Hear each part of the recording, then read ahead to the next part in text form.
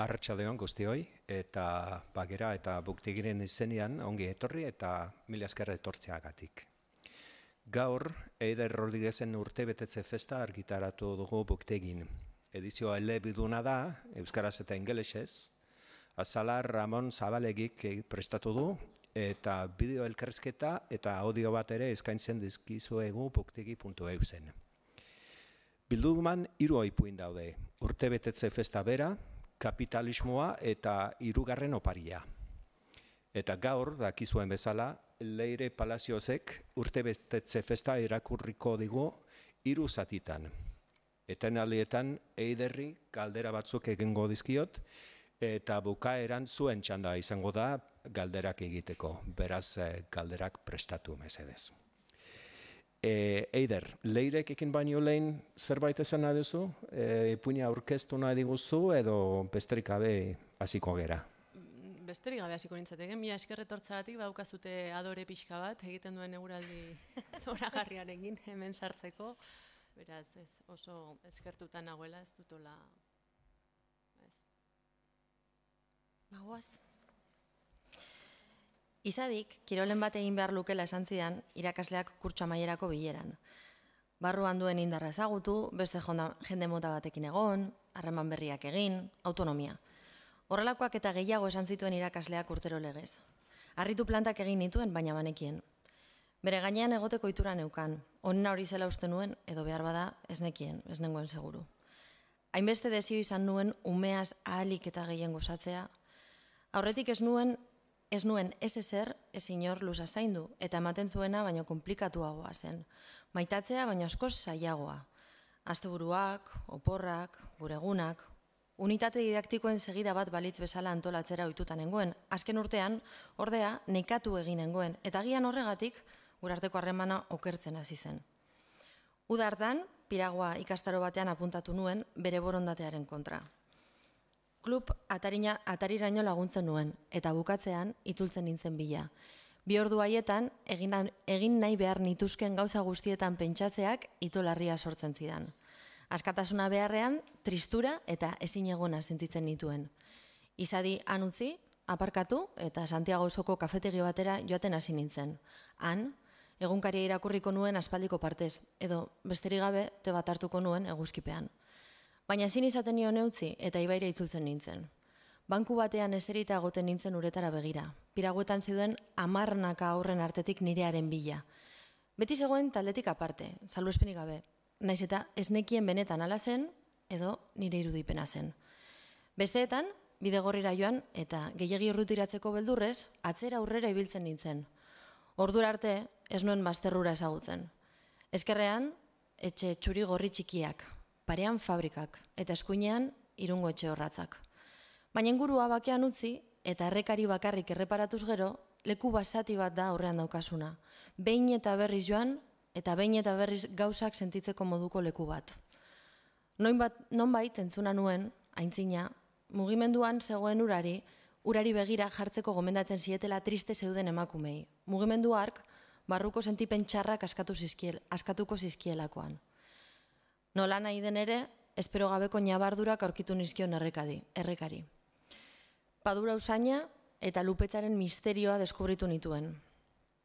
Azken egunean, Izadik, gutuna salbat erakutsi zidan, bila joan nintzaionean. Klaudiak, bere urtebetetze festara gonbidatu nau bihar. Izurde bat ageri zen gonbidapen txartelean. Atzealdean, eskuz egindako mapa bat, puntu gorri batekin, kalearen izena eta eguna. Ekarri baino jantzia, espainolez idatzita. Nor da Klaudia? Lagun bat. Leioa jeitsi eta deiadar egin zuen. Klaudia! Bizera zeraman neskatila batek besoa altzatu zuen urrunean. Izadi baino altuagoa eta gizenagoa zen. Utzi dit! Hoi egin zuen Izadik. Urtebetetzeari esker, agian, beste bizpairu ordu marruskan itzaken. Orban bat dauka aurpegian, esan zidan. Horregatik eraman behar du bizera belarridun hori. Ez nengoen ohartuta, eta neskatuari begiratu nion erreparatzeko, baina ordurako joana zen. Ezarelako inoiz ni ikustera etorri. Tirabira txiki bat izan genuen. Kontu handiz azaldu nion, niretzako hastia behar nuela, eta berak ere ni gabe egoten ikasi behar zuela. Ez nion kontatu urrutitik bea egoten nintzela. Izadi, isilik gelditu zen. Zegoen tokitik alde egiteko erabiltzen zuen. Isiltasunaren erresuma, esaten nion. Noiz itzuli behar duzu isiltasunaren erresumatik. Nolakoa da, granatea? Galdetu nion gehiago jakiteko gogoz. Granatea alda? Hitz egiten ari naiz, nolakoa da, moreska? Kasik, gure etxeparean egon arte, ez zidan erantzun. Marroia. Bizkarretik, azalpuska bat kendu zioten eta aurpegian jarri. Uste dut besteei nazka ematen diela, baina niri ez. Ongi, esan nion. Hori oso ongi dago. Atzerako ispilutik begiratu nion posarakusteko, baina aurrera begira zegoen serio. Begi politak ditu, jende askok esan izan dit. Hasia eman zuen tipua ere polita ote zen galdetzen dio tarteka nire buruari.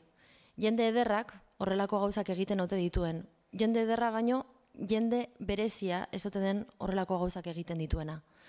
Berezia, onerako, zein txarrerako. Izan alzaitezke berezia, onerako, zein txarrerako izan gabe? Pentsakizun horietan hasten nintzenean, urrunegi joaten nintzen, eta gero, kosta egiten zitzaidan bueltatzea.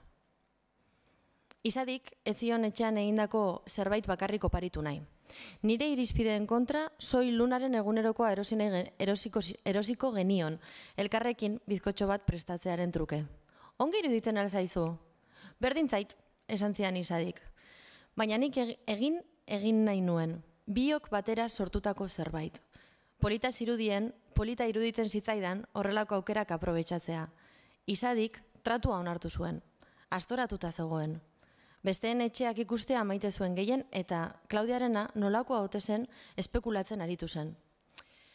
Aberatzak direla uste dut, pisina dutela esan dit eta jolastiko gela bat dauka jostailuz betea.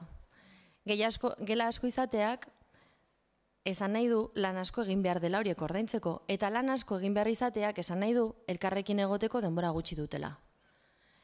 Ezin aldiogu irin normala bota, integrala da normala. Zaharrentzako da. Zuri gustatzen zaizu ba? Bestei ez. Goxoa aterako da, zaudela zai. Gu izan algaitezke aberatzak. Bagara, behin eta berriro hitz egiten genuen gai honen inguruan, baina Izadi ez zegoen amore emateko prest. Bilogelako etxea dugu biontzat. Oskailua beteta. Gutariko bakoitzak armairu propio badauka. Balkoia handi badaukagu, marrubiz betea. 4 aitona mona dituzu, lagunak, furgoneta bat. Zapata pare piloa. Ez dugu inoiz gozerik pasatu, ez gaude gaixorik. Udan, oporretan joaten gara. Bai, ja, arrautzak irabiatzeari utzi esaion kenua egin nion. Nik amaituko dut, zoaz. Mesedez. Ez nion begiratu. Nik ere banekien, isiltasuna behar bezala kudeatzen. Izadik, egongelan zegoen fikusaren ostoak garbitu zituen banan kotoi eta urarekin. Umetatik egiten erakutzi nion bezala, lasaitu beharra zeukanean. Bukatu zuenean, besarkatzera horbildu nintzen, baina alde egin zidan. Gauza eder bat egin nahi eta haserre bukatu. Urrea sabor bilakatzen genuen alkimistak ginen. Etorri zukaldera, hau gustatuko zaizu? Lasaiago zegoen eta egiten utzi nion. Bihotz formako moldean sartu genuen labera. Ateratakoan, algarrobo kreme pini genion barnean eta sare gisa, glas azukrearekin hautsestaz esan utzi nion. Gero, apain jarri zen. Pekatxoak zituen sudurrean eguzkiaren gatik. Berehala iritsi ginen planoari jarraituta. 2 globo gorri zeuden kanpoko esian. Erregin zen, esan zidan kotxetik irten aurretik. Horregatik du mantxa hori. Ispiluan begira jarri zen eta masaia atximurkatu zuen keinu itxusi bat eginez. Bizkarretik azalpuska bat kendu zioten eta aurpegian jarri. Baina hala ere, nabaritu egiten zaio. Euskal estiloko etxe zahar baina txukun bat zen. Untzak eta bugainbilea batek estaltzen zuten fatxada erdia. Landaredia sarrerako esiaren kontra hasten eta metatzen zen. Izadi aurretek joan zen opariarekin. Kolorezko globoek etxearen atzealdera eraman gintuzten, lorategira. Klaudia berehala etorri zen Izadiren bila, uste baina handiagoa zen azal eta aragizko arabeskoek masaiaren erdia baino gehiago hartzen zioten, eta buruko larru azal pizkatxo bat ere bai. Horregatik ez balitz, ume ederra zateken begi beltzak eta espain mardulak. Begira gelditu nintzaion irribarrez. Mai baten bueltan 2 emakume zeuden, zigarro bana erretzen. Haietako batek, gu ikusitakoan, lore ontzi baten kontra sanpatu zuen eta nigana etorri zen.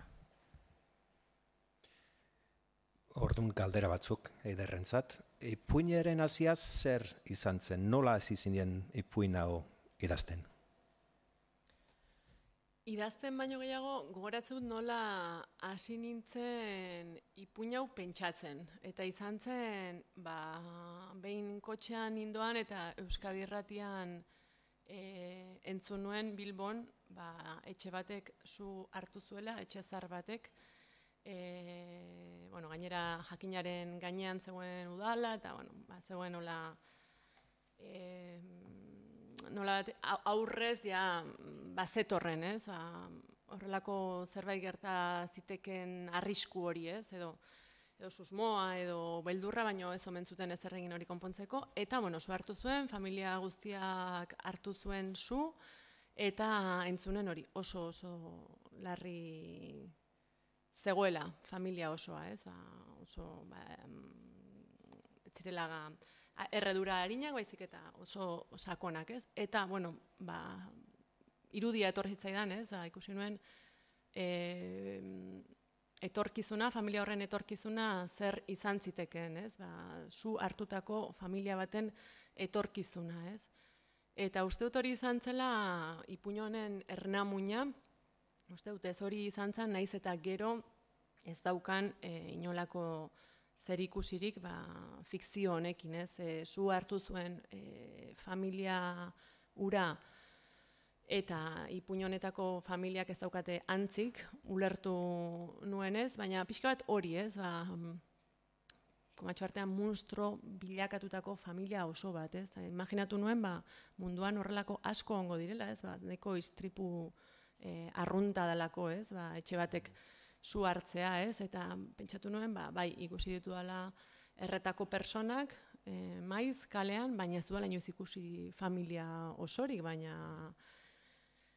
Eta hortik tiraka, irudi hori gelditu zitzaidan, denboran, eta joan zan, indarra hartzen, bizia hartzen, eta, halako batean heldu nion irudiari, eta sortu nuen beste familia bat, erregabeko familia bat, eta bien arteko kontraste, harreman, dialogotik, bestetasunetik, ipuin hau sortu zen. Zure pertsonaiak oro har eta ipuin honetan nola ez sinesgarriak dira oso niretzat. Uki ditzakegu, eruditzen zait dezakegula. Nola lortzen duzu sinesgarritasun hori eta bi galdera dira. Nola lortzen duzun eta nola neurtzen duzu sinesgarritasuna.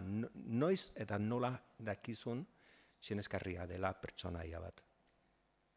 Niretzako sinesgarri direnean, ez? Orduan uzten ditut bakarrik ibiltzen edo bultzatzen ditut bakarrik ibiltzera, ez? Zaila da, ez? Sinesgarritasunaren gaia inoiz ezakizu funtzionatuko duen, sinesgarri gertatuko den edo ez. Nik esan dizazuken nola sortzen ditudan personajeak eta kasu honetan eta gehienetan egiten dut personaje bakoitzaren inguruan asko pentsatuz, asko imaginatuz eta nire buruan mentzat bizitza bat sortuz personaje hoientzat, por supuesto ez dago bizitza hori ipuinean.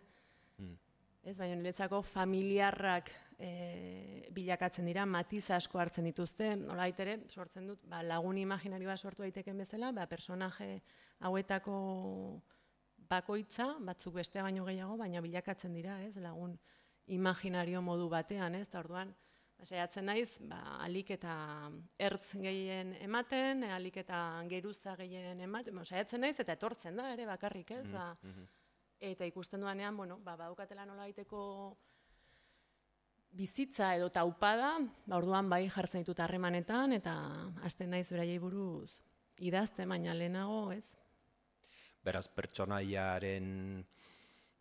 baten ezaugarri batzuk etortzen zaizkizu, ezta? Bai. Edo ala dirudi. Bai. Lan handia izaten dut personajei izena jartzen adibidez, ez? Orduan, gogoratzen ez Nievesekin desente borrokatu nuela, batez ere erretako familiarenak etorri zitzaizkian, eta beste neska txikiarena ere bai izadirena ere kosta egin zitzaidan, baina banekien hor eskematikoagoa izan zen, neska txikiarekin, ze banekien zer nahi nuen adierazi izen horren bidez, ez? Besteen kasuan lausoagoa zen, baina izaten da, bataio hori nahiko iniziatikoa izaten da personajen kasuan, ez? Osea, nik badut idea bat, nolakoak izan daitezke, nola janzten diren, zeri buruz hitz egiten duten, zertan egin dezaketen lan, nola mugitzen diran, nori ematen dioten botoa, nola daukaten dekoratua etxea, ez dakit olako nun erosten duten arropa, ze gorputz forma daukaten, eta bar, baina determinante xamarra izaten da, ja, izenarena. Hor ja, egoten naiz, idazteko zorian, ja, jartzen didanien izena, gauza batzuk aldatzen dira, aurrez pentsatutako gauza batzuk, beste itxura bat, beste nortasun bat hartzen dute. Eta ipuin honetan 5 pertsonaia nagusi daude, ezta? Izadi, Claudia, Nieves, Clemente, eta izenik ez duen protagonista. Orduan protagonistak zergatik ez du izenik? Narratzailea delako. Aha. Beraz, bueno, ez du inungo momentutan egin nezakeen, ez, sartu, baina ez zen ere naturala iruituko, seguraski ez dakit, Bueno, baina beste batzuetan, beste pertsonea batek behar da izango dio, aizu eta izena aipatu, ezta? Baina kasu honetan behar da pertsonaia irekiago duzu izenik gabekoa. Ez dakit hainbeste den, hori, adibidez, aurkezpena ez da, berak aurkezten du bere burua Izadiren ama bezala, nahiko esanguratsua iruditzen zait hori ere, ez? Berak ez atea izenik, ez? Bere izenik, ez? Bere rola edo bere personajea edo berak nun kokatzen duen bere burua, ez? Orduan, ez dakit, pentsatzen dute, ez dakit, ari naiz improvisatzen noski, baina ez nuela beharrezkotzat jo, personaje, eta gero asko markatzen du, bera izatea narratzailea, lehenengo personan egotea idatzita. Osondo, bueno, jarraituko dugu narrazioarekin. Nieves naiz, Claudiaren ama, eta zu bere laguntxo berriaren ama izango zara, ezta? Izadirena bai. Rita Haywardden orrazkera zeraman, ongi pentsatutakoa. Berak ere, desitxuratuta zuen aurpegi erdia, eta adatz ilun izurkara ur jauzian erortzen zitzaion sarraskitutako zatiaren gainean, estali asmoz. Maira eserita zegoen beste Andrea bankutik altzatu zen poltsa hartuta. Pare bat ordu barru etorriko naiz, pisina puzgarrian zeuden aurrengana joan zen. Neskak, jatori bili, gero azalduko nahi zuen bila, eta guregana jiratu zen. Nieves, ekarri musu bat. Lotza manzidan nik ere alde egin behar nuela esateak. Bizkotxo hau egin dugu Izadik eta biok, esan nion beste Andrea desagertu zenean. Eskerrik asko, horri piniko dut. Walt Disneyren pertsonaiekin apainduriko zamaua eta platerak zeuden terrazako mailan. Plastikozko ontziak, harto krispetaz gainezka, sandwichak, ospinkiak, litro tardiko freskagarriak. Bihotz formakoa, bai polita. Aurrengana zuzendu zuen begirada, profilez, ezitzaion deus nabaritzen. Claudia, ikusi zer ekarri dizun zure laguntxoak. Izadiz eta Claudiaz gain beste bineskatila zeudenan. 10-11 urtekoak denak. Kafetxo bat nahi, eskaini zidan. Irri egiten zuenean, ahoa desitxuratzen zitzaion. Goma batek, espain batetik tiratuko balio bezala. Ez dut kaferik hartzen, mila esker. Agian, mandaturen bat egiteko aprobetxatu nahi duzu, lasai hartu, konponduko naiz. Urteak udan betetzeak hori dauka, kurtsoan zehar, baino jende gutxiago etortzen da festara. Zer egingo diogu. Claudia ohitu da nonbait, baina hasieran ez dakizu zer izan zen ura. Orain alaba arduratzen da hemen nor egongo den jakiteaz eta gonbidapenak egiteaz. 4tik 3 etorri dira, ahotsa apaldu zuen, eta ni posik jakina. Gelditu egingo naiz inportaz bazaizu. Ongi egoten da hemen. Egurrezko bankuan eseri nintzen bere aldamenean. Matxondo baten azpian zegoen gerizpean. Etorri ginenean landatu genuen hori, duela 8 urte, eta begira nola dagoen. Gora begira gelditu ginen biak. Nievesek begiak itxi zituen. Narrasti bat zirudien horrela jarrita, erredura bat zen. Lepotik bera jarraitzen zuen.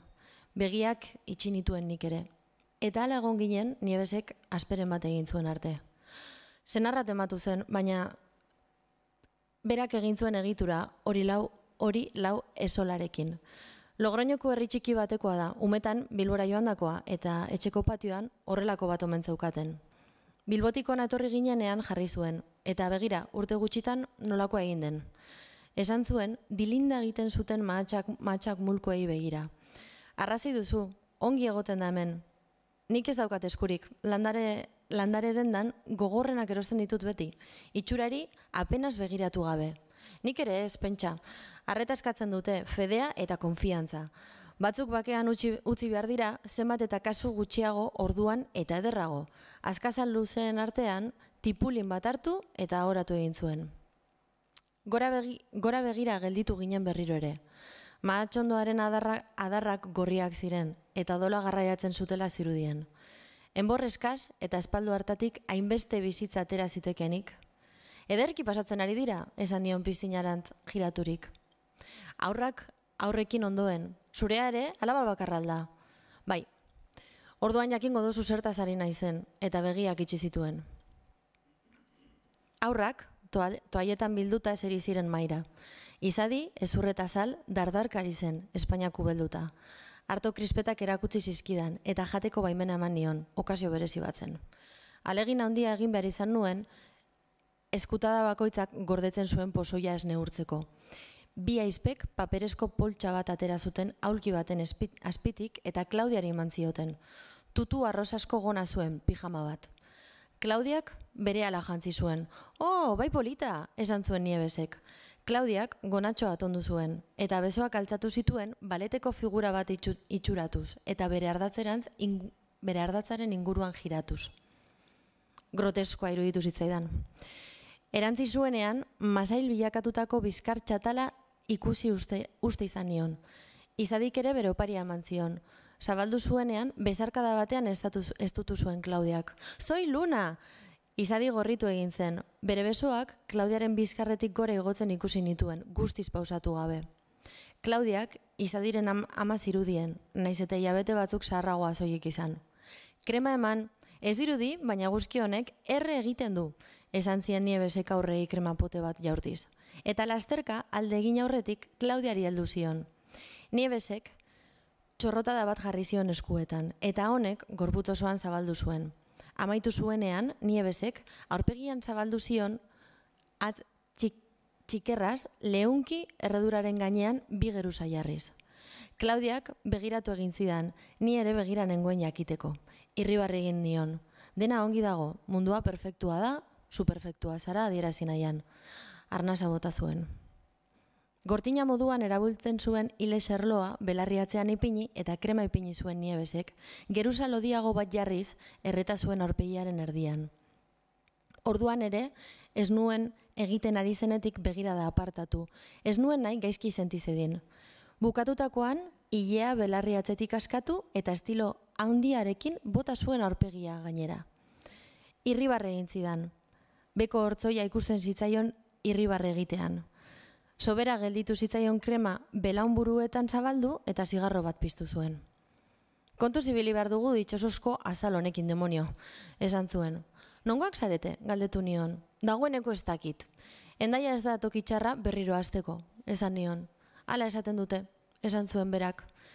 Neu, halakorik behin ere entzun gabe nengoen arren. Gu ongi gaude, asko hobeto. Jende asko dago berriro hastera etortzen dena, esan nuen. Bien arteko espazioa hitzek betez esaten. Beste bizimodu bat, beste klima bat, beste ohitura batzuk, beste hizkuntza bat. Batzuetan, ongi dago besteek esaten dutena zulertzea. Ez duzu uste? Hori dena, salto batera. Salto batera, bai. Eta zuek zer egiten duzu hemen? Zuek ere, ez zarete eta hemengoak. Gu, igie zinen erbesteratutakoak gara, edo hori esaten dut galdetzen didatenean. Baina parte batean, 0 kilometroaren bila etorri nintzen. Badakizu aurru bat izatea zer den. Bum! Egin zuen ozen. Bomba bat zure egunerokotasunaren erdian. Baina zuk bakarrik entzun duzu leherketa, ezta? Beste inork ez. Istripu eta gero aldaketa bat behar genuen. Istripu bat izan zenuten? Erretzen ari zen zigarroa seinalatu zuen. Gaizki itzalitako zigarrokin bat. Eta etxeak zu hartu zuen gu lo geundela. Aspaldi? Uda honetan 9 urte. Bilbon bizi ginen orduan. Auzoan ezagunegiak ginen eta etzen erraza jendearekin egotea. Lanetik etxera itzultzen ginen ahalik eta jende gutxienarekin gurutzatzeko. Eta asteburuetan Logroñora joaten hasi ginen inork ezagutuko ez gintuen inguru baten bila. Azkenean, aseguru etxea portatu egin zen, udaletxeak ere dirutzo bat eman bar izan zigun, eta begira. Clementeri bururatu zitzaion ona etortzea. Decatlonen lan egiten du bulegoetan eta trasladoa eskatu zuen Irunera. Eskatu eta eman. Ez gara gauzei 11 buelta ematen dizkioten hoietakoak. Oso apasionatuak gara. Eta hemen gaude. Dibortziatuta? Galdetu zidan, asmakizunaren erantzuna etorri izan balitzaio bezala. Ez, izadi eta biok bakarrik gara. Hori ere ongi dago. Bai, dena bezala. Zerbait hartu nahi alduzu. Ni egarriak nago, garagardo bat hartuko dut. Beste bat nahi? Moskatua ere badugu. Ardotan hori bakarrik gustatzen zain diri. Garagardo bat hartuko dut nik ere, mi esker. Joan zenean, aurrei begira gelditu nintzen. Ez nion esan, ez nuela tantarik edaten, gustu txarrekoa iruditu zitzaidan, ez dakit ongi zergatik. Belarretan eserita zeuden. Klaudiak hitz egiten zuen, aizpak adi-adi zituen, baina izadi bizkarka zegoen, lurrean zegoen zerbaiti begira. Ara joan, eta aurrera begira ezerzedin eskatzeko gogoari hautsi nion. Eta okerrena baldakizu zer den, esan zuen Nievesek etxe barrutik itzuli zenean. Aurten berriz ere hasi naizela erretzen. Ez daukat erremediorik. Azkenean, nire enpresa propioa martxan jartzen hasi naiz eta estresa badakizu. Behintzat, inork ez dit herrietarik egiten. Zailagoa izan behar du, 20 urterekin hasten direnentzat ezta? Zuk zertan lan egiten duzu, gehiegi galdetzea espada? Ambulatorioan, administrazioan, ez da niri gustatzen zaidana, baina gauza honak baditu, buruan ez dit toki gehiegi hartzen. Udan, oporrak batzeko aukera ematen dit, izadirekin lasai egoteko gure kasara. Denbora hori ongi dago, neska horiei deituko diet, tarta jatera etor daitezen 12 etorri aurretik. Tragoa eman ondoren, aho ertzetik ies egiten zion garagardoa lehortu behar zuela ohartu nintzen. Nievesek kandelak piztu zituenean, zorionak zuri kantatu genion denon artean Klaudiari.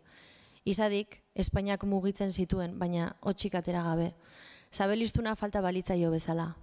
Klaudiak arnasa hartu zuen eta masaiak puztuta, zu txiki haien parean jarrita itxaron zuen abestia amaitu arte. Zugarrek egiten zituzten figuren antzekoak zituen azalean estanpaturik. Eta zegoen bezala, zuaren atzean makurtuta, orbanak mugimendua zuela zirudien. Txalo jo genuen itzali zituenean. Klaudiak abitu ezin da zegoen. Unki beregia zela ikusten zen eta hori ere etzen ona. Eskuak aurpegiaren alde banatan jarrita zituen, begiak beteta. Donutzekin egindako tarta banatu zuenean, zati bat eskaini zidan Nievesek. Urtea hemen ez du kalterik egiten. Ez esan nion, gure bizkotxoa ukitu gabe zegoen. Trukean, luzokertzo bat hartu nuen eskerrona erakutsi nahian, naiz eta, baziren gutxienez, 10 urte ez nuela olakorik egiten, olakorik jaten. Ara, esan zuen Nievesek bozina ahotsa entzun zuenean. Zuen amaldu da, jantzi egin beharko duzue. Gominolak eskuetan alde egin zuten neskek. Nieves eta Klaudia etxeatariraino joan ziren agurtzera. Izadiren gana hurbildu nintzen. Aurki tolesgarri batean eserita zegoen. Klaudiak erdizka utzi zion trentza heltzen. Ongi pasatzen ari zara. Bai, ez dirudi, laster joan egingo gara. Oraindik ez, eskatu zidan. Oraindik ez, laster. Klaudia eta Nieves gerritik helduta etorri ziren Irribarrez, sekretu bat gordetzen ari balira bezala. Alde berean zuten erredura, baina urrunetik ez zitzaien deus igartzen. Klaudiak ideia bat izan du, bota zidan alabari hitzamanez. Beste bizi modo bat, beste klima bat, beste ohitura batzuk, beste hizkuntza bat. Endaiako egoera soziolinguistikoak eta gizartea familia erosoago sentiarazten dute?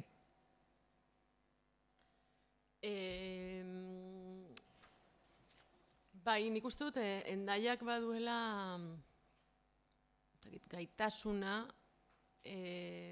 bertan jaio ez den jendea arrotz sentiarazteko, orokorrean.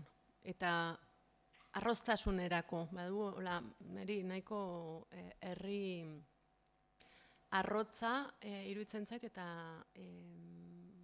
zaila da bertan sustraitzea, bertakotzea, ez da beste, orduan nik uste dut laguntzen diela, beraiek ere badirelako nolait ere arrotz munduan, ez? Erredura horren ondorioz oso diferentea dira, munstroak dira, bestea dira, ez?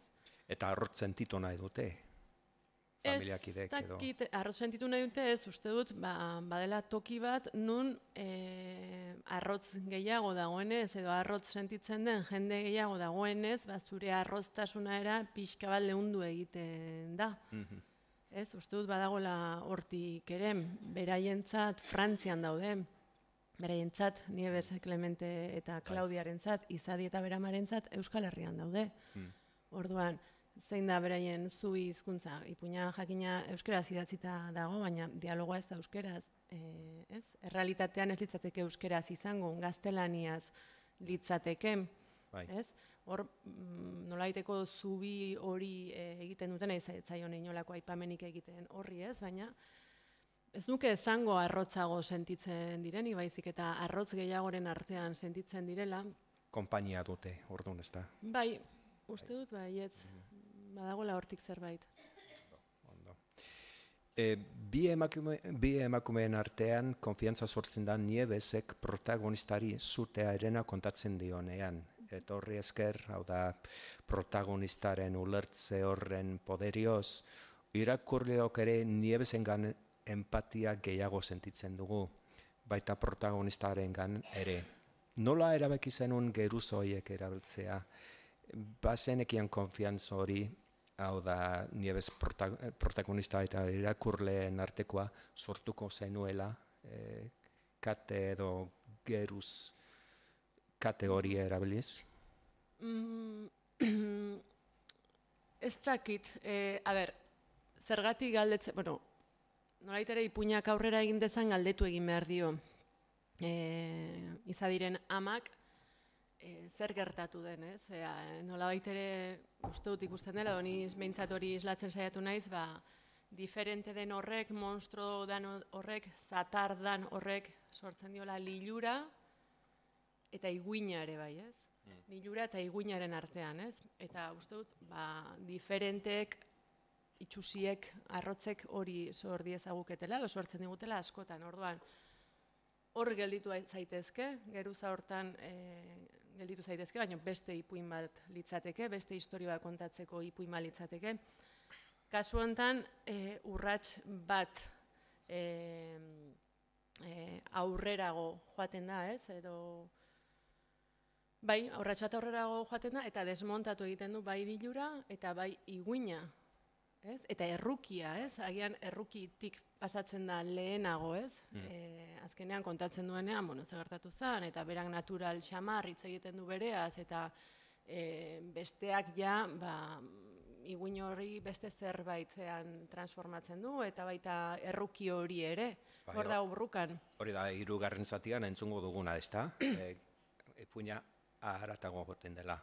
Bai, nahi nuen, pixkat, evoluzio hori ere, bestearekiko harremanean noraino iritsi gaitezkean eta nola. Ondo, hori orain entzungo dugu, baina azken kaldera bat nire partez. Leirek orain irakurriko dugun zatian Bohemian Rhapsody abestia entzungo dugu. Oso ausarta izan behar da abestia hori abesteko, ez da? Zergatik aukeratu zenun abestia hori? Edo behar da betoa izan da, Clementek zergatik aukeratu zuen abestia? Iruditzen zaite, Freddie Mercury kantatzen duen kantu horrek baduela edertasun oso berezi bat, oso auskorra dena, ez? Berak ere baduela, inkluso Freddie Mercuryk berak, ez? Sorditzake horrelako sentimenduak ere, erakarpena, inkluso iguina ere, ez? Segunda nola begiratzen zaion, ez? Eta niri kantu hau irutzen zait oso kantu zaila, abesteko oso auskorra dala, ez? Abest dezakezu oso ongi edo oso gaizki, ez? Eta guztiz suntxitu, oso erresa, ez? Da, suntxitzen kantu hau, ez? Eta, baina ongi eginez gero, izan daiteke oso momentu magiko niri asko gustatzen zait kantu hau, batez ere hasiera guzti hori, ez? Eta uste dut prekariedade hori ere badagoela, oreka nahi hori, ez? Zagizula oso ondo norantz eror daiteken zuzen edo hor eutx diezaioken ere ez, oreka edertasun momentu ongizate horri ez, eta esango nuke horrekin duela harremana. Ados, orain ikusiko dugu zer gertatzen den abesti zail horrekin. Sorte hon, Leire. Eskerrik asko.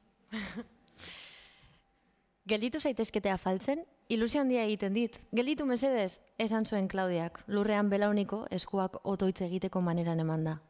Clemente berehala etorriko da janari txinatarrarekin. Beti erosten du gehiegi eta biegunez janbar izaten dugu. Lagundu zion Nievesek. Denetarik jaten duzue, entxalada bat ere egin dezaketu estela edo tortillatxo bat, edo biak. Izadiri begiratu nion, saia egin zitzaidan desio zuena antzematea. Mesedez, esan zuen Klaudiak, nire urteak dira. Masail tarratuari begiratu nion. Zergatik ez? Erantzun nuen bion izenean. Izadi, gure bizkotxoaren parean jarri zen begira-begira. Nahi alduzu busketa bat, galdetu zion Nievesek. Ez izan lotzarik, neska? Gure bizkotxotik iruki bat moztu zuen eta eman egin zion. Izadik gogotik jantzuen, unkitu egin nintzen. Nievesek ere zati bat hartu zuen eta koska txikiak egin zizkion. Eskua aho parean jarrita papurrei irteten ez usteko. Mundiala dago, errezeta eman behar didazu, esan zidan. Txaketa bat nahi edo barrura joango gara, freskatu egin du. Jasotzen lagundu nion eta etxera sartu ginen. Aurrak goiko pisura joan ziren lasterka. Nievesek sukaldera egin zuen ontziekin ni egongelan bakarrik utzita.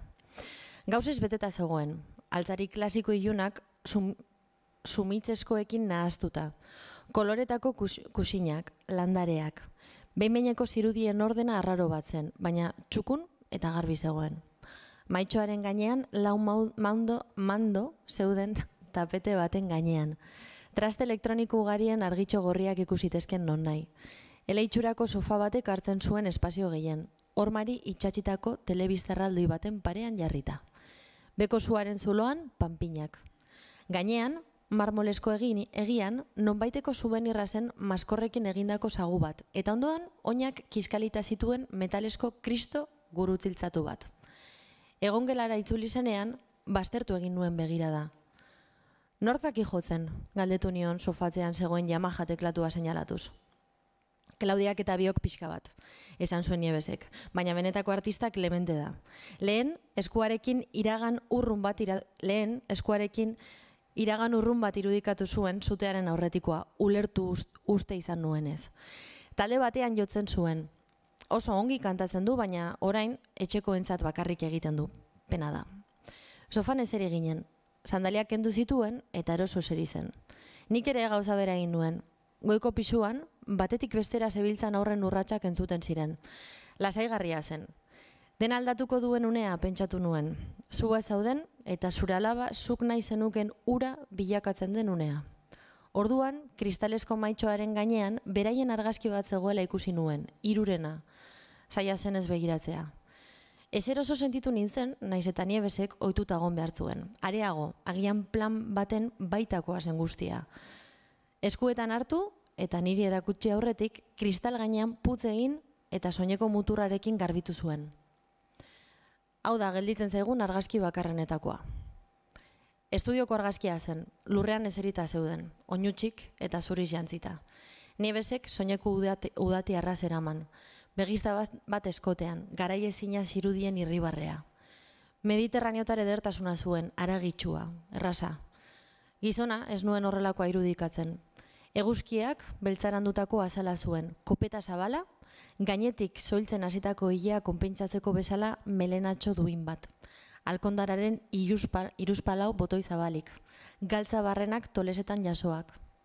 Haundia zirudien, besoaren gainaldean eskorpioi baten tatuaia zuen, larruzko eskumuturreko batzuk. Klaudia zen serio zegoen bakarra, urte eta erdi inguru izango zituen. Azal eta oialaiek guztiak zutan irudikatu nituen tabernetako aho zapaien moduan. Bai familia derra esan nuen, bai ez da.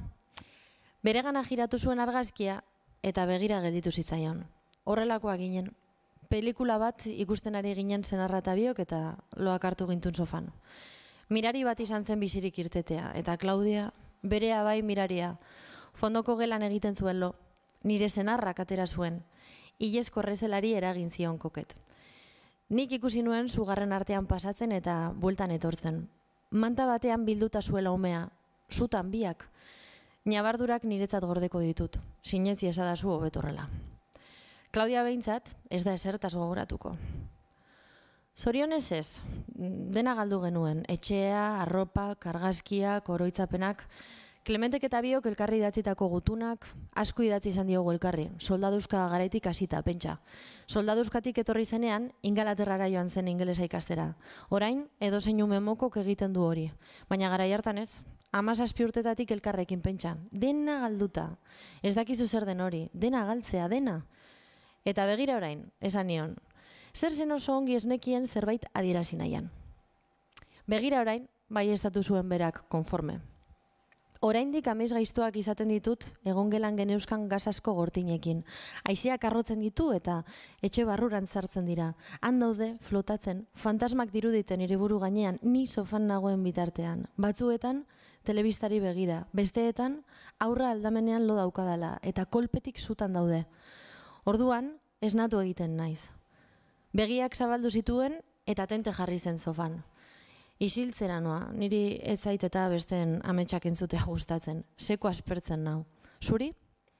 Ez dakit, ez dut inoiz horretan pentsatu. Gorroto ditut besteen ametsak. Niri besteen oporraldiekin gertatzen zaitori. Barre egin zuen. Berriro jaio zineten, meritu handia daukazue. Bai, baina gauza bat esango dizut. Ez digu ezertarako balio. Normala denetik aparte bizi gara, arauzkanpo, eta jendeak ezin du disimulatu. Karitatea ez denean iguina da, eta badira beraien ontasuna gurekiko adeitasunarekin frogatzen dutenak ere. Miserable asko dago munduan, ezin duzu imaginatu. Jende onare bai, justuak izateko hori ere esan beharra dago, jende ona egon badago. Ni talde horietako bakar batean sartuko ez banintz bezala hitz egin zidan. Arraroa izan zen. Baina niri Klaudiak ematen dit beldur gehien. Nola moldatuko den aurrerantzean. Eta hori, zirujauek sorginatzak dituztela. Ikusi behartzen nuen, begira zein polita den. Eta da, niretzat behintzat. Irribarre bakarberari eusten alegindu nintzen. Oso polita da, baliabide asko dituen eskatsa dirudi gainera. Izadi, txora-txora eginda dago berarekin. Gustatu egin zitzaion hori entzutea. Bai, baditu. Eta laia. Besteak ez dakit, baina hor bete-betean asmatu duzu. Klementek txistua jo zuen etxeko atea ireki bezain pronto. Eta Niebesi keinu aldatu zitzaion. Sotilki, baina nik nabaritu egin nuen. Irri ez deus batek irten zion. Lasaituzkoa edo taposeskoa iruditu zitzaidana. Pentsatu nuen, agian, ordura arte ezela ongi egon nirekin eta bat-batean traban sentitu nintzen. Poltsaz kargaturik iritsi zen. Aurpegi osoa zuen erreta eta kurioski, zati bat izateak baino inpresio gutxiago egiten zidan. Begi ertzak urtzeko prozesuan bezala zituen, baina gainontzean erredura uniformea zen, testuraz eta kolore aldaketa leunez beterikoa. Bostekoa luzatu zidan, eskua ere erreta zuen. Niebesi musu luzea eman zion eta ilea atondu zion. Gonbidatuak gainera hau posa esan zuen askatu zenean. Non dago nire ingerutxoa? Goian, Piragoako lagun berriarekin, erantzun zion Niebesek. Senarra argazkian baino soilduago zegoen, mototz batean zeraman bilduta urdindutako ilea. Beste zer esan gabe, jakak kendu zuen, pertxeroan ipini eta pianora eseri zen. Alkondararen maukak jaso eta bi botoi askatuta atzak mugitu zituen airean. Eskorpioia zutatik libratu zela ikusi nuen. Zorionak zuriren lehenengo notak jo bezain pronto, jeitsi zen lasterka Klaudia. Atzetik besarkatu zuen fuerte aita. Niebes, zutik gelditu zen egongelaren erdian, arrotasunez begira. Izadi ere jeitsi eta nire ondoan eseri zen sofan. Besoa pasatu nion sorbalda gainetik eta nigan erakarri nuen. Kantua jotzen amaitu zuenean, Klementek galtzaren patrikatiko jalesko mukizapi bat atera eta aurpegia lehortu zuen. Niebesek garagardo fresko bat ipini zion teklatu gainean, deus galdetu gabe, eta trago luze bat eman ondoren teklatura itzuli zen. Is this the real life? Is this just fantasy? Caught in a landslide, no escape from reality. Kantatu zuen akapela eta falsetua eginez. Open your eyes, look up to the skies and see. I'm just a poor boy, I need no sympathy, 'cause I'm easy come, easy go. Niebesek eta Klaudiak elkarri begiratu zioten familia barruko kodearen bati segika kaso. Izadi eta biok eror bildu egin ginen. Clementek Bohemian Rhapsodyren lehen akordeak jo zituen, burua batera eta bestera astinduz. Mama just killed a man, put a gun against his head, pulled my trigger, now he's dead. Aurre ikuspen guztien kontra, ahots miresgarria zuen.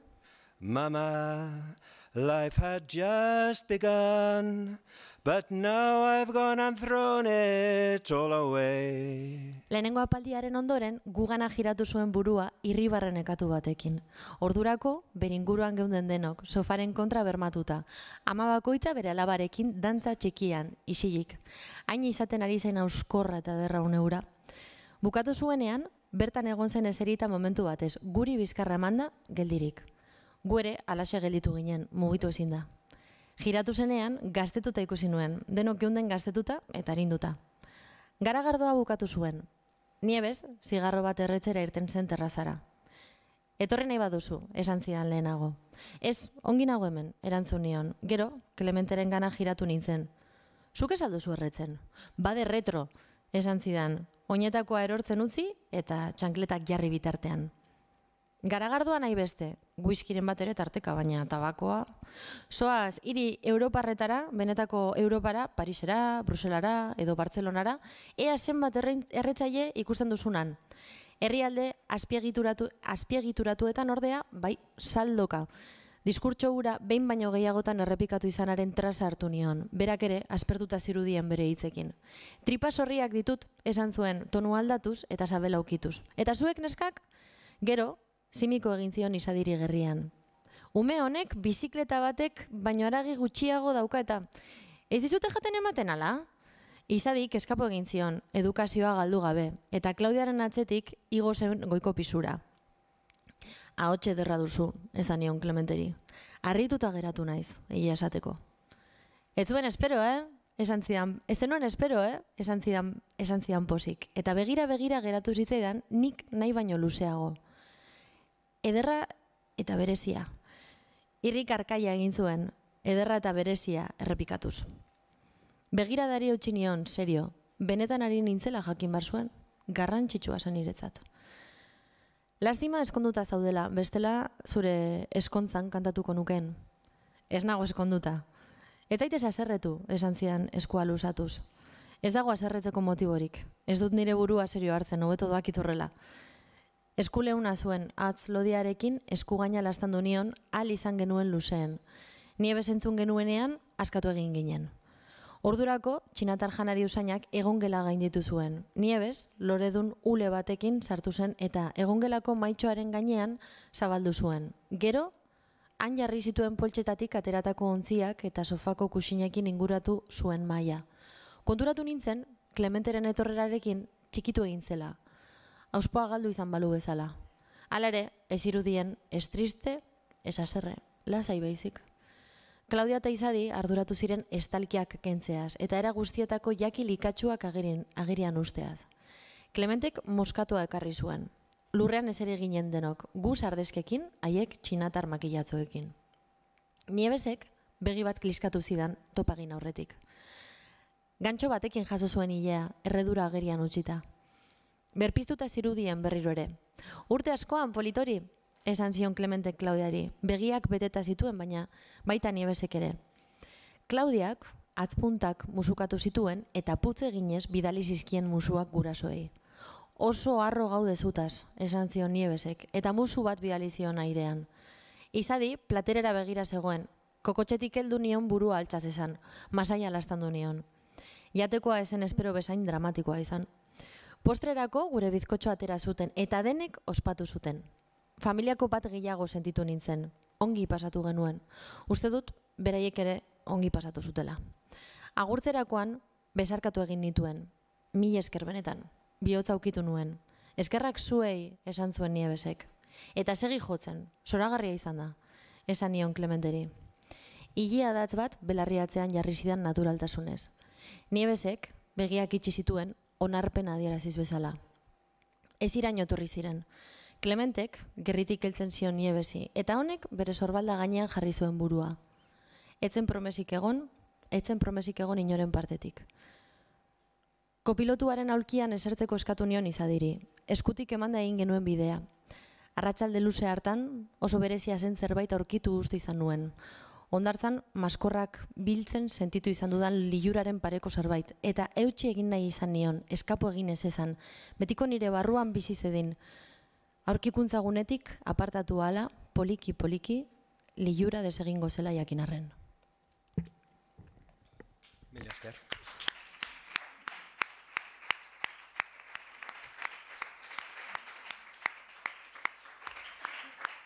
Bueno, eta orain zuen txanda da, beraz galderaren bat izan ezkero, mesedez esku altxatu eta Garazik mikrofonoa emango dizu.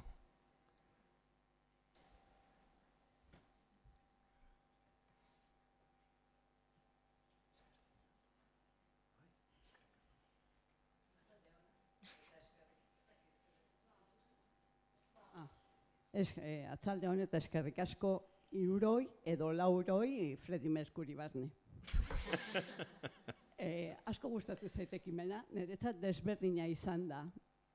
Eta batez galdera bat daukat Eiderrentzat. Nik irakurri ditut zure espairu, lau, liburu, eta beti ipuiak. Eleberri bat, noizko, agian askotan galdetu dizute hau. Baina hau bera, luzexiago pixka bat sakonduta, eleberri bat, favorez. Nola barkatu? Ez dut entzun. Barkatu? Ez dut entzun azken zatia. Ez, agian ipui hau bera, gehixio sakonduta, izan zitekela eleberri bat, favorez.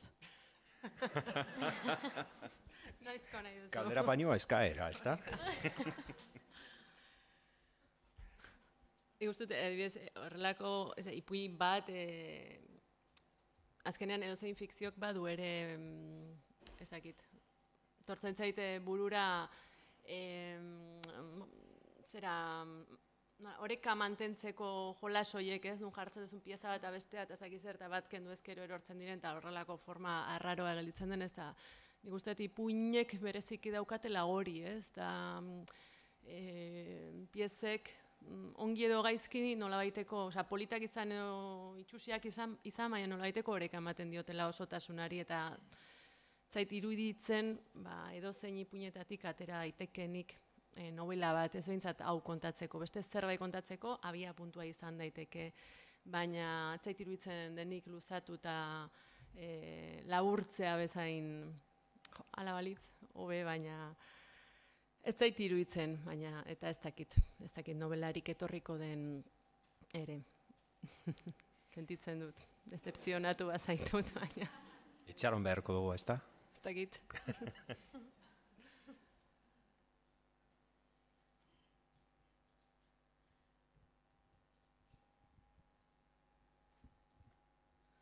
Apa,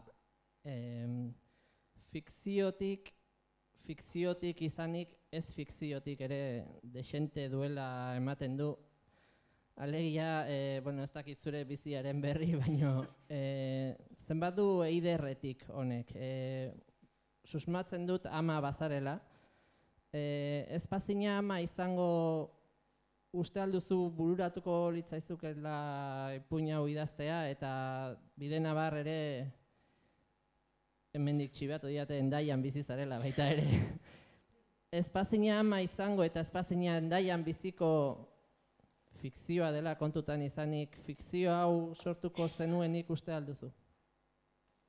Ez dut uste berbera izan daitekenik ezer, baino ez bakarrik bi aldagai horiengatik, ez? Milioika aldagaik gurutzatzen gaituzte, ez? Eta horiek ere bai jakina, eta oso importantea dira, aipatu dituzun horiek orduan, zenbat dago neretik, asko dago, beti ere kontuan izan da, fikzio bat dela, baina beti ere kontuan izan da, nire barrutik sortu den zerbait dela, ez? Orduan, imposiblea da neretik ez egote, horrek ez du esan nahi autobiografikoa denik inolaz ere, ez da.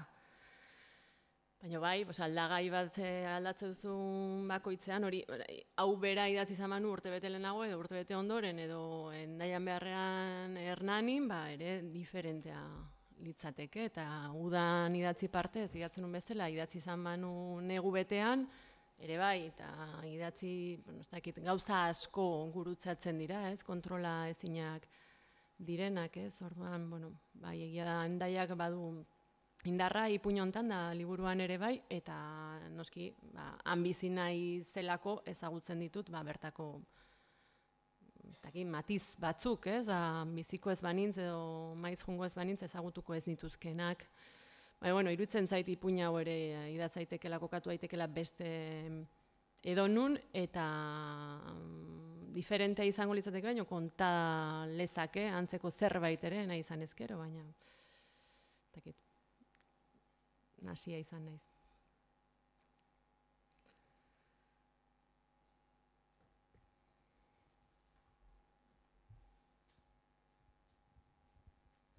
Galdera bat, beira, niri iruditzen zait, Homero ezkeo edo Gilgamesh ezkeo, gaineantzeko guztiak ia lehendik dagoen ereduren baten gainean egiten direla.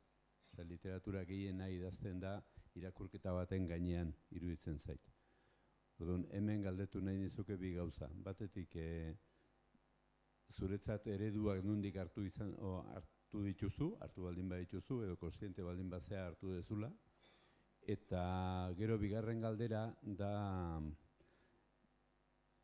niri iruditzen zait, irakurketa baldintzatuta dagoela. Batez ere irakurketan sartzen da memoria baldintzatuta dagoela, lehendik irakurri dituzunekin. Zeuk egiten dituzu konotazio guztiak. Bakoitzak irakurketan egiten ditu irakurketako konotazio guztiak. Literatura egiten du irakurriz. Baina hortan irakurketa hori oso baldintzatuta dagoela baita ere hizkuntzak baldintzatzen duela. Irakurri duzun hizkuntzak.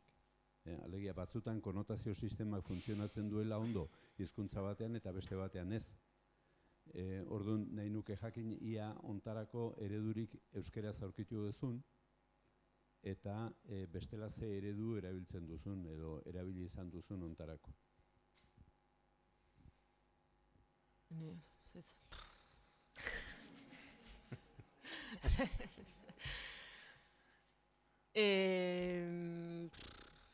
Ez daukat eredu. Behar bada datu batekin asko zer errezagoen dituko duzu galdera, ni itzultzailea naiz. Hortik hasi orduan. Gurekin Josu Zabaleta. Josu Zabaleta, pozten naiz.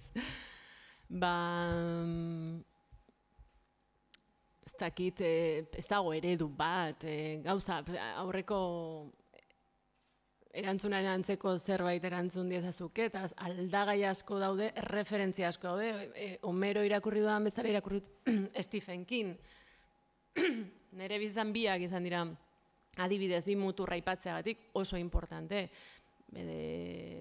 Stephen Kingek jakina badu Homerotik ere, aldrebesez. Auskalo, agian alderantziz hasi beharko nuke pentsatzen historia, ez? Eta mundua, euskarazko eredurik, ez dakit, subtestoan ulertzen dudanari erantzungo diot, erantzuna da ez. Ez dut. Ondo ulertu badut azpitestu hori. Netzako oso importanteak izan dira eta dira egile Amerikarrak, baina bai Kanadiarra, bai Ipar Amerikarrak, Estatu Batuarrak, hobe esan da, Argentinarrak ere bai,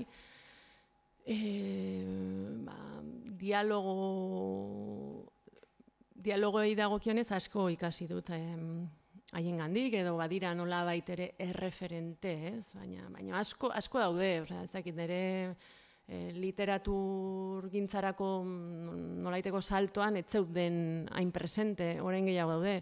Agian lehen europarragoak ziren, frantsesak aipan itzake, baina dialogoetan adibidez ez dute, nik ez dute horrela eredu hori. Ez dago eredu bat, ez dago plantilla bat, ez dago, errazagoa litzateke, euki izan manu, baina ez dut aurkitu oraingoz, bururatzen zaizu bakarren bat, zuri. niri emateko diot. Hain zuzen, iruditzen zait, gaur egun euskal idazleen artean eta behar bada dagoen problemarik handienetako bada eredu falta. Euskaraz eredu gutxi dago.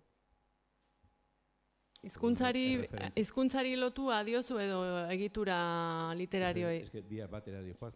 Bai. Ez dihoaz era bat, baina nahiko bat dihoaz. Bai, ados nago. Nik problema asko topatu izan ditut hizkuntza ereduei dagokienean, ez, orduan, ez literaturan, ez zineman, ez telebistan, ez daukagu horrelako eredurik, beraz, oso zaila da, batez ere dialogoan, oso zaila da euskaraz dialogatzea modu erdi, natural, sinesgarri, kaleko batean, oso zaila, ez, nora zoaz, amezketara, hartzera referentzia nundik,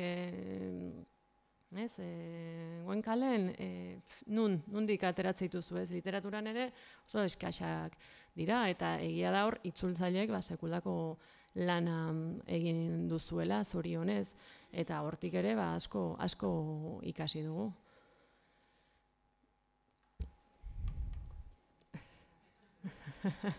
Gero jarrituko.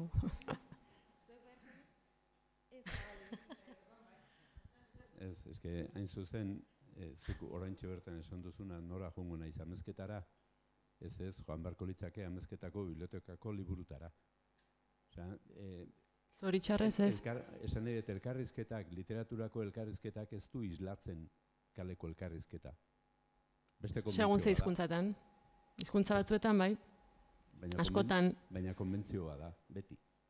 Badago konbentzio partea, baina zuk hartzen duzu literatura frantsesa edo ingelesez idatzitako literatura estatu batuarra, eta oso gertu dago kalean hitz egiten den hizkuntzatik.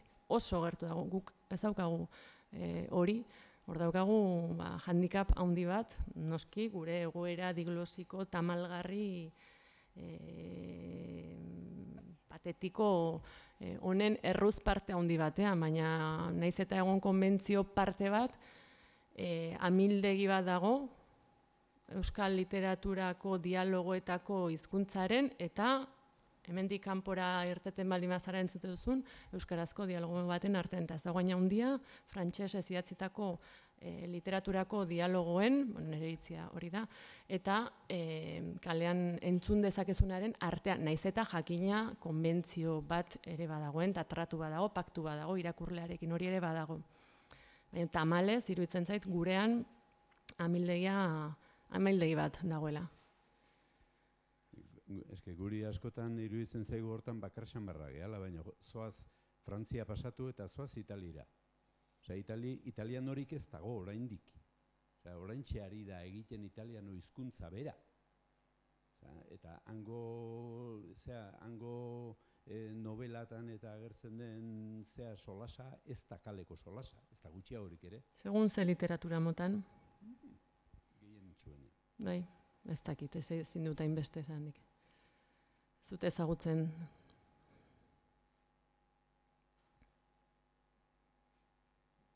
Idaztea bera konbentzio bat da, ez da? Bestetik. Bai, hombre, jakina dena da aktu, bai, dana, ez? Baina, hombre, nik uste dut euskaraz idazterakoan, badaukagula hor, beste zerbait, hizkuntza normalizatu eta hegemoniko eta eskubide guztia dituztenek, zaukatena, ez? Eta guk badaukagu hori, eta horrekin lan egiten dugu. Hobeto, okerro, baina hori nik oso presente daukat idazten dudanean, batez ere dialogatzerakoan, batez ere ez dialogatzen dudanean. Bai, sentitzen dut, baina galdera pixkat xumeago inberkoet. Bere ikasle izendakoa naiz dut, maila hortan dago, ikasle maila. Ez, bakarrikan ez dakit inoiz idazterakoan pentsatu zenun ipuin hau irakurria izango zenik ahoz gora, eta irutze zaizun idazterakoan hori kontuan izan berdenik edo...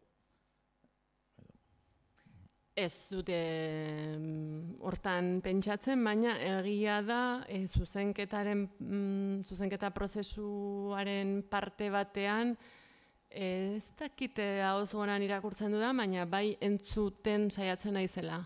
Ez pentsatuz ahoz goran irakurria izango dela edo irakurria izan beharko lukela, baina pista asko ematen ditu.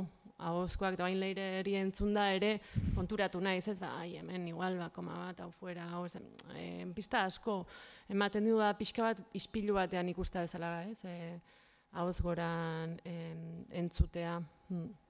Hemendik ez dut nire burua harrapatu etxean hori egiten nire testuekin. Eta beste pertsona baten ahotsan entzunda, beste nabardura batzuk ikusten dizkiozu ipuinari edo sentsazioak? Bai, oso diferentea, ez? Nik buruan daukadan tonuaren eta Leirek irakurri duen moduaren artean matiz asko, ez? Daude oso... Bai, bueno, baina... Leirek irakurtzen duen, baina beste norbaitek irakurtzen duenean ere, eta esatizunean, hau esan izenun, hau esatezunean da beste irakurketa bada, ere, ez? Inoiz ez da zuk nahi zenuena, bakarrik. Inoiz ez da zu nahi zenuena, beti da beste zerbait, ez? Eta hautsu goran irakurtzeak ere hori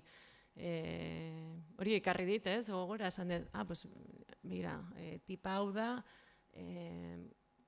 uste nuen baino majagoa, ez? Egin duzu niretzako izan diren ama, ez? Hola, bai, abegikorragoa, edo bai, ala iruditu zait oso.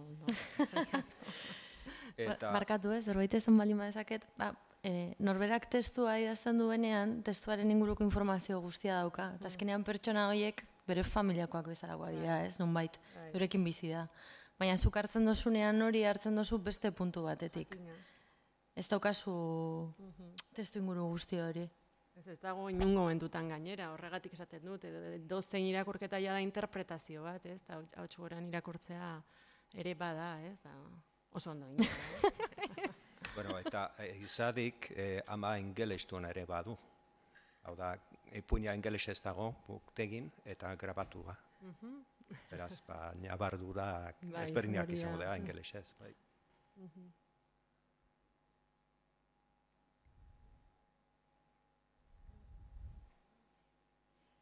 Nik ere badut galdera bat, simplea.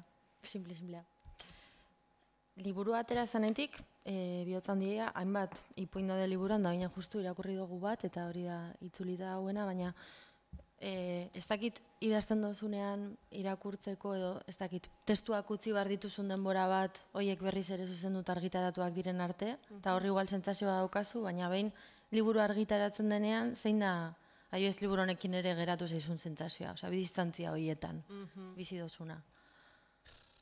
Askotariko sentsazioak izaten ditut, ez? Testua ja erdi konforme gelitzen izenean testuarekin da ja bukatutzat ematen duanean, gordetzen dut eta handik hilabete batzuetara berriro hartzen dut. Hau da, bilduma honetan idatzi nuen azken ipuina eta dago argitalpen datatik oso gertu. Uste dut bukatu nuela irailean edo beraz hau izan da beratzen denbora gutxien utzi dudan ipuina.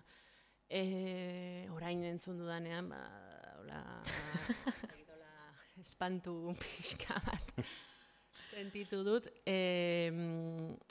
da pixka bat entzuten duzunean, hori orduan, uzten dut beratzen eta berriro hartzen dudanean, da pixka bat ez ezagun batekin berriro, ez, hartu emanetan, ezagutzen zen norbaitekin, baina denbora luzean berarekin egon gabe egontzaren norbaitekin berriro astea bezalakoa, eta baina horre ere, badago este fasea, nun, astentzaran zuzentzen, eta txikitan esaten genunean, bezala, esdrujula, kolpetik zentzua galtzen duela, exactamente gauza bera, beti iristen da momentu bat, nun ipuinak ez duen inolako zentzurik niretzat, ez guztiz hori, hainbeste aldiz irakurri dut, eta hainbeste buelta eman dizkio, ez dakit zer dioen, ez errez. Orduan hori da azken oso seinale txarra seinale txarra da, utzipakean, eta hori izaten da azken ukitua, esan dezakegun. Pixka bat, okitu,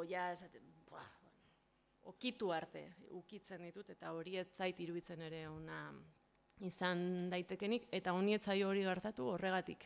Izan zalako idatzi nuen azkena, eta orain entzun dut berriro, ez? Eta, bueno, beldurtuta hona izan da pixka bat, bai.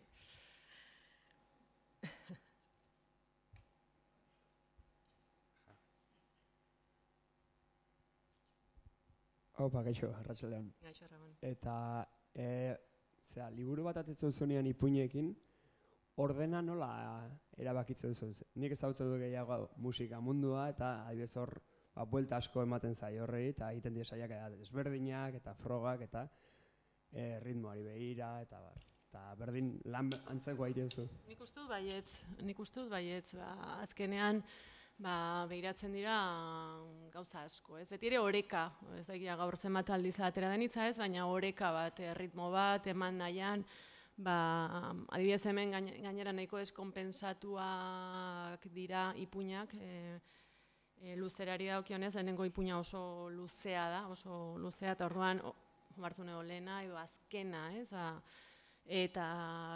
Eta gero hortik, nahiko argi izan genuen lehena joango zala, eta gero besteekin proeba asko eginda, baina bai, oso dialogatua baldin bada ipuin bat, ez duzu jartzen oso dialogatua den beste baten ondoan, ze bestela, golitzen da, ez, eta gero besteak narratuago baldin badira, gaiek ere inporta dute, ez, zerri buruzari diren, tonuak ere inporta du, proba ezberdinak, baina, klaro, ez duzu irakurtzen aldiro. Igual disko batekin errazagoa izaiteke, azkarragoa delako, ez, joaten zara. Hemen pixka buruan euki behar dezu, zer, eta orduan, nik egiten duana da, ipuin bakoitzari jartzeizkiot hitz batzuk, beretzako importanteak direnak, ez? Eta labur bildu dezaketenak ipuina geruza askotan, teknikan, ikuspuntuan, tonuan, gaian, eta oreka bat, oreka imposible hori bilatu.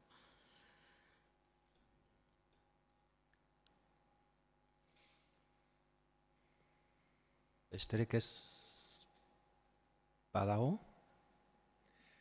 Bueno, jaun Andreok, Eiderren liburu hau urte betetze festan beste bi ipuin daude, kapitalismoa eta hirugarren oparia. Liburua eskuragai dago boktegi.eusen, hortik deskarga dezakezue, eta beste liburu eder asko daude, esaterako Josu Zabaletaren itzulpen eder bat, eta bideo elkarrizketak ere badaude, esaterako Eiderrekin, audio grabaketa batzuk ere bai, beraz hori guztia aprobetxatzera animatu nahi zaituztet. Eta eskerrik asko Ramon Zabalegi, azal eder baino ederragoagatik, eskerrik asko zure, Eider zure literatura zoragarriagatik, eta mila esker anitz leire zure erakurketa unkigarriagatik. Hurrengo arte eta mila esker. Agur.